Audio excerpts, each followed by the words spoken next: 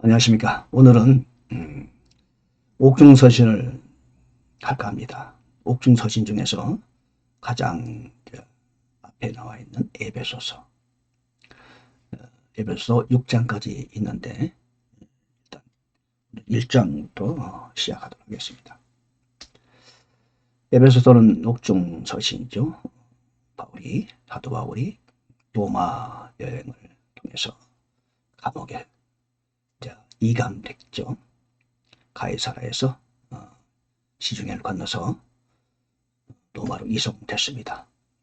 그러는 그곳에서 이제 감옥에 있으면서 복음을 전하게 되죠. 그리고 그때 기록한 서신이 에베소서, 빌립보서, 골로새서, 그리고 빌레몬서입니다. 오늘은 그 첫 번째로 에베소서를 한번 살펴보도록 하겠습니다. 주로 이제 구체적인 강의보다는 우리에게 현재 적용이 가능한 각 장에서 우리에게 적용이 가능한 그런 이제 구절을 택해서 이제 소재를 정하고 그렇게 시도해 봤습니다. 강의하는 동안에 우리 성령께서 함께 하시기를 바랍니다. 우선 이제 화면을 보시면 에베소서 1장을 저는 제목을 천류역정의 목적지 이렇게 말했어요. 존 버년이 천류역정을 썼는데, 천류역정이라는 것은 하늘에 이르는 길이다. 필그림 프로세스라고 되어 있는데, 하늘까지 가는 그런 우리 천로 여정에 관해서 알려주고 있죠. 과연 우리가 하늘나라 가는 어떤 길이 있는 건 아니죠. 이 땅에 사는 동안에 하늘나라 가는 그날까지 우리가 겪어야 되는 여러 가지 고난과 때로는 영광과 그런 과정에 관하여, 그러면서 우리가 성장하고 성숙하는 그런 내용들을 흥미진진하게 기록했죠. 사실적으로. 저는 에베소서는 조금, 저는 에베소서를 볼 때 약간 높은 책이다. 그 말씀은 좀 이렇게 뭐랄까요, 하이 클래스, 영성이 있는 사람들에게 어울리는 그런 책이라고 볼 수 있겠습니다. 왜냐하면 이거 보면은 에베소서 1장 1절을 보면은 이 편지를 수신한 분들이 어떤 사람들이냐, 에베소에 있는 뭐라고 하니까 성도들과 그리스도 예수님 안에 있는 신실한 자들에게 편지했다. 물론 당신은 교회 생활을 하는 것 자체가 이런 위험을 무릅쓰는 때였죠. 에베소에 있는 성도들이 많이 있는 중에서도 성도라고 부르심을 받은 사람들, 성도라고 불리는 사람들, 그리고 특별히 신실한 자들에게 편지했다. 그러니까 그냥 교회 다니는 사람들이라고 보면 안 되죠. 에베소를 소신하는 사람들은 사도 바울이 그들을 호칭하기를 성도, 세인트죠. 그 신실한, 페이스풀한 그런 사람들에게 쓴 편지입니다. 자, 에베소 1장을 철로 역정의 목적지라 정했어요. 왜 그랬을까요? 4절에 보면은 우리를 택하신 이유와 목적이 나옵니다. 4절을 보니까 곧 우리가 사랑 안에서 자신 앞에 거룩하고 흠이 없게 하시려고 세상의 창건 이전에 그분 안에서 우리를 택하셨다. 그러니 하나님께서 우리를 택하신 이유와 목적은 그저 구원을 하게 해준다, 그게 전부가 아닙니다. 이 하나님의 말씀, 성경은 우리에게 예수께서 나와 함께 죽으시고 장사되시고 새로운 생명을 얻으려고 부활하셨다, 그리고 우리는 새로운 생명을 얻었다, 자 됐다, 이게 아니라는 겁니다. 우리를 택하신 이유는 사랑 안에서 자신 앞에, 즉 하나님 앞에 거룩하고 흠이 없게 하시려고 우리를 택했다는 거예요. 자, 저는 욥의 이야기를 많이 하죠. 욥이 이미 욥기 1장에서 그는 믿음의 사람이었어요. 하나님에 대한 믿음이 있었어요. 그럼에도 불구하고 그에게 참 청천벽력 같은 일이 벌어집니다. 저는 참 다른 건 그나마 이야기했는데, 자녀 10명이 한 달 한시에 그냥 뭐랍니까? 뭐 비명 행사라고 표현해도 될지. 어떻게 그런 일이 있을 수 있을까? 상상도 하기 싫습니다. 그런 엄청난 환란이 갑자기 닥치죠. 믿음 있는 사람인데 그래요. 오늘날로 말하면 이미 구원받은 사람이에요. 그런 사람에게 갑자기 엄청난 고난과 환란이 닥쳐요. 그 이유가 목적이 무엇입니까? 그렇죠? 그러니까 우리는 욥기는 우리 구원받은 사람은 이제 시작에 불과한 겁니다. 아직 첫 발도 내디지 않은 거예요. 이제 시작하는 거죠. 오늘 4절이 나옵니다. 에베소 1장 4절이 거룩하고 흠이 없게 하시려고. 그렇죠? 거룩하다. 흠이 없게 하렸다. 그러기 위해서 우리를 택했다고 주님 말씀하십니다. 여러분, 그래서 우리를 예정했다고 말씀하시는 거예요. 그래서 우리를 택하시고 6절에 보니까 자신의 은혜의 영광을 찬양하게 하셨다. 그러니까 거룩하고 흠이 없는 그것이 우리의 목적이요. 우리가 구원받은 목적, 우리의 갈 길이에요. 천루 여정의 목적지는 어디냐? 높은 산이 아니고 거룩하고 흠이 없는 그런 우리 하나님의 자녀로 자라가는 겁니다. 그 목적지를 향해 가는 것이고 그것이 바로 빌립보서 3장 12절 이하에 나오는 사도 바울이 표대를 향해 가는 겁니다. 하나님 우리를 택한 목적은 바로 그것입니다. 하나님의 목표이고 하나님의 소원이고 하나님이 그걸 하시는 중이시죠. 우리는 우리의 목적지를 일단 알아야 돼요. 그래야 목적지를 향해서 갈 거 아닙니까? 그러다 보니까 그 목적지를 향해 가다 보면은 거룩하고 흠이 없는 그런 하나님의 아들, 그런 존재가 되려면은 참 이런저런 일을 많이 겪어야 되죠. 구약의 수많은 하나님께 중용되었던 사람들이 겪었던 그런 과정을 우리도 겪어야 되는 거죠. 구원이 전부가 아니라는 겁니다. 하나님의 자녀가 된 것이 전부가 아니지, 이제부터 시작이라는 거죠. 그것이 에베소서 1장의 좀 중요한 구절이 되겠어요. 천리 여정의 목적지는 어디냐? 거룩하고 흠이 없게 되는 것이다. 그리고 우리로 하여금 하나님의 은혜의 영광을 찬양하게 하는 것이다. 하나님은 찬양받으시기를 원하시죠. 두 번째 이제 에베소 1장에서 중요 구절은 13절이에요. 너희도 진리의 말씀 곧 너희의 구원의 복음을 들은 뒤에 그분을 신뢰하였고 너희가 믿은 뒤에 저 거룩하신 영으로 봉인되었느니라. 그리고 14절 끝에 보면 그분의 영광을 찬양하게 하시느니라. 또 한 번 더 나오죠. 5절에도 은혜의 영광을 찬양하게 하셨다. 14절에도 그분의 영광을 찬양하게 하셨다. 우리는 하나님을 찬양하는 것이 우리의 존재 목적이에요. 우리는 하나님을 찬양하기 위해서 이 땅에 태어났어요. 매일매일 그분을 찬양해야 되고 이것이 우리의 축복이고 그게 은혜고 하나님이 그 영광을 받으시고 우리의 의무요 또한 권리이기도 하는 거죠. 하나님의 자녀니까. 자 13절 보니까 나의 책임이요. 자 너희도 진리의 말씀 곧 너희의 구원을 복음을 들은 뒤에 들어야 돼요. 이건 우리 책임이에요. 듣자. 그번에 두 번째는 그분을 신뢰하였고 여기서 하나님이 신뢰하게 했다 이렇게 말하지 않아요. 내가 그분을 신뢰했다 이렇게 말하는 거예요. 너희도 복음을 들었다. 두 번째는 그분을 신뢰하였다. 여러분 이런 말도 맞죠. 하나님이 다 하신다. 그분이 믿게 하셨다.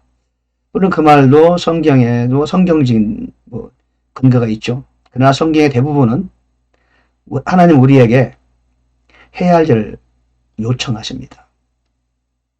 예수 그리스도는 십자가에 죽으셨어요. 그렇죠? 믿는 거 누가 믿어야 돼요? 가만히 있어도 하나님 다 믿게 하시나요? 물론 그를 뒷받침하는 유사한 구절도 있습니다만 대부분의 성경 구절은 아니야. 네가 믿어야 돼. 네가 선택해야 돼. 네가 예수 믿는 걸 결정해야 돼. 그런 요청을 하시는 겁니다. 복음을 네가 들어야 돼. 듣지 않으면 믿을 수 없잖아요. 자, 오늘 1단계는 구원의 복음을 들어야 돼. 누가? 내가 들어야 돼. 두 번째, 신뢰하라 그러는 거예요. 누가 신뢰해요? 내가 신뢰해야 돼요. 세 번째는 너희가 믿은 뒤에 누가 믿어요? 예, 내가 믿어야 돼요. 믿고 안 믿고는 내 문제예요.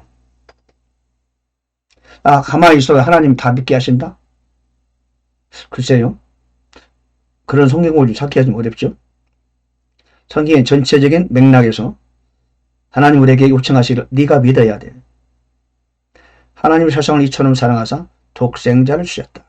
누구든지 그런 믿는 자마다 누구든지 그를 믿는 누가 결정하는 겁니까? 예, 저와 여러분이 결정하는 거예요. 나의 책임이에요. 믿고 그 다음에는 찬양하게 하셨다. 하나님을 찬양하는 것도 우리가 해야 돼요. 우리 의지로 해야 돼요. 이건 나의 책임이다. 교회에서 또는 말씀 안에서 보면은 하나님은 우리의 책임이 있습니다. 하나님 앞에서. 그렇기 때문에 하늘에 가면 상이 있고 믿지 않으면 벌이 있고 지옥으로 가는 겁니다. 왜? 나의 책임이니까. 하나님 책임이면 우리 책임이 없죠. 그 13절 이하에 보면은 복음을 듣는 것도 내가 들어야 돼요. 그 잠언 8장에 나옵니까? 사거리에 서서 외쳐요. 듣는 건 뭐예요? 무시해도 갈 수도 있고 들을 수도 있어요. 그분을 믿고 신뢰하였고 또 믿었다. 그러자 거룩하신 영으로 봉인됐다. 그런 거죠. 그 다음에 이제 16절 세 번째 파트가 있는데 나를 위한 기도죠.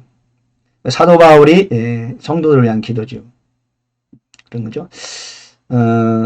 영광의 아버지께서 지혜와 계시의 영을 너희에게 주사 그분을 알게 하시고 지각의 눈을 밝히사 그분의 상속유업의 영광이 얼마나 풍성하며 그분의 지극히 큰 권능이 어떤 것인지 너희가 알게 하시기를 구하노라. 자, 사도 바울이 이제 에베소 성도를 위해서 이렇게 기도한다고 하네요. 그 기도는 사도 바울의 기도가 아니고 하나님의 원하심이고 또 저와 여러분의 기도가 되어야 되는 거죠. 나를 위한 기도, 또 나에게 보내신 하나님의 양들을 위한 기도. 여러분은 저와 여러분도 양이죠. 그러나 또 우리는 양들을 케어하는 작은 목자가 될 수 있어요. 모든 사람은 목사만 목자가 되는 게 아니에요. 권사님도 집사님도 여러분 집에서 가장이면은 여러분이 돌봐야 될 여러분의 자녀들이 양이에요. 목양할 양입니다.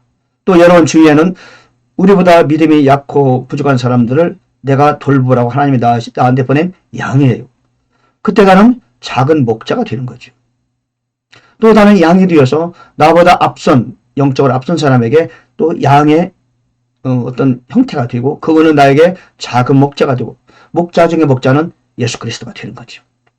흔히 그래서 우리는 멘토, 멘티 그러잖아요. 내가 멘토라면 또 나는 멘티가 돼야 돼요. 그죠? 내가 멘토라면 다른 사람에게 또 내가 멘토가 돼야 돼요. 내가 배우고 있다. 그럼 누구한테 또 가르침을 줘야 돼요. 내가 가르침을 주고 있다. 그럼 나는 누구한테 또 배워야 돼요. 그래서 이 기도는 사도 바울이 에베소 성도를 위한 기도지만은 하나님이 우리를 향한 하나님의 염원이고 또한 나를 위한 나의 기도고 내가 또 누군가를 위한 기도하는 그런 기도의 내용이 되는데 그것보다 첫째, 지혜와 계시의 영을 주옵소서. 지혜와 계시의 영. Wisdom and Revelation 그럽니다. 지혜와 계시의 영을 다 주십시오. 필요하죠. 하나님은 우리가 계시로 하는 거예요. 여러분 계시가 없으면요 우리는 참으로 그리스도인으로서 참 무능한 사람으로 전락하고 말아요. 하나님의 계시, 성령의 계시, 말씀의 계시, 살아있는 그분의 성령께서 나에게 끊임없이 주시는 그런 계시, 그게 필요한 거예요. 그냥 막 귀신 쫓아내고 병 고치고 이런 걸 꼭 말하는 게 아니에요. 물론 그런 것도 포함되죠. 당연히 우리는 병도 고치고 악한 영도 쫓아낼 수 있어요. 그러면서도 이 땅을 살아가면서 하늘의 계시를 우리는 받아야 돼요. 때로는 말씀 읽으면서, 때로는 기도하면서 성령의 음성을 들을 수 있고요. 하나님의 뜻을 알 수 있고요. 확신할 수 있고. 그것으로 우리는 세상을 이겨나갈 수 있는 거죠. 지혜와 계시의 영을 주세요라고 기도해야 돼요. 그래야 그분을 알게 돼요. 지혜와 계시의 영을 내가 소유하지 못하면 하나님을 알 수 없어요. 그분은 눈으로 보는 분이 아니에요. 손으로 잡히지도 않아요. 지혜와 계시의 영만으로 그분을 만나고 알고 이해하고 대화할 수 있고 들을 수 있어요. 그렇죠. 18절에 보니까 지각의 눈을 밝히사, understanding. 지각을 가져야 그분의 소망이 무엇인지 알 수 있다는 거예요. 지각의 눈을 밝히다 그분의 부르심의 소망이 무엇이며 그분의 상속 유업의 영광이 얼마나 풍성한가 안다. 여러분, 그리스도인은요, 지각이 눈이 열려야 돼요. 영적인 언더스탠딩입니다. 그게 있어야 하나님의 부르심의 소망을 알 수 있어요. 세상의 지각을 말하는 게 아니에요. 공부로 되는 게 아니에요. 박사학위를 여러 개 받아도 지각이 눈이 밝혀지는 게 아닙니다. 오로지 말씀으로, 영성으로 하나님의 영께서 나한테 눈을 열어줄 때 알 수 있어. 뭐라느냐? 하나님의 소망, 왜 나를 부르셨는가? 내가 이 땅에 온 목적이 무엇인가? 알 수 있는 거예요. 그분의 상속 유업의 영광이 무엇인지 알아요? 그걸 모르니까 세상의 마음을 뺏기고 생각을 뺏기고 시간을 뺏기고 세상에 미혹되고, 그렇죠? 눈에 보이는 것을 쫓아가고 시각의 눈이 어두우니까 그분의 상속 유업의 영광이 얼마나 뛰어난 것을 그냥 어두워져 버려요. 그러니까 그냥 세상에 붕당 빠지는 거죠. 오늘날 교회가 세속의 물결에 휩싸이는 이유가 바로 그런 겁니다. 지각의 눈을 열어주세요라고 여러분, 나 자신을 위해서 기도하고 우리 가정을 위해서 기도하고 나한테 본 작은 양들을 위해서 기도해야 되는 거죠. 또한 그분의 지극히 큰 권능이 어떤 것인지, 하나님의 또 권능, 하나님의 활동, 우리에게 베푸신 바 그분의 큰 권능, 나에게 주신 하나님의 권능, 이걸 보려면은 우리는 아주 미약하고 연약한 사람으로 떨어지고 말아요. 우리는 누굽니까? 내 안에 하나님이 계십니다. 하나님의 사명과 능력과 지혜를 줬어요. 기도하면 하나님이 하늘의 능력을 덧입어요. 근데 그것도 모르고 우리는 아무것도 아니야. 나는 형편없어. 시시한 사람이야. 하나님이 나에게 주신 그 엄청난 권능을 망각해버리고 잊어버리고 평생을 사는 사람들이 얼마나 많아요. 그러면 안 되겠죠? 우리는 하나님이 우리에게 주신 그 엄청난 권능, 놀라운 권세, 하나님의 자녀가 되는 권세를 주셨다고 그랬잖아요. 그거 우리는 갖고 있어요. 사도 바울은 그걸 최대한 활용했어요. 불황무식했던 베드로도 그걸 잘 활용해서 멋진 사도의 길을 갔어요. 12사도도 그걸 사용해서 다 순교의 영광의 자리를 차지했어요. 기독교 역사의 2000년의 세월을 지나면서 수많은 하나님의 사용되었던 그런 모든 사람들이 그렇게 하나님 주신 권능을 사용해서 그의 인생을 멋지게 아름답게 연출해 갔습니다. 저와 여러분도 가능합니다. 그렇죠? 얼마든지 가능해요. 왜? 하나님이 이미 우리에게 모든 전제 조건을 허락하셨다. 믿음으로 우리는 그거를 나의 것으로 만들어서 멋진 인생, 저 위에서 말한 것처럼 거룩하고 흠이 없는 전로 역정의 목적지를 향해 가는 것입니다. 여러분 모두 그런 분들이 되시기를 간절히 빕니다. 감사합니다. 할렐루야.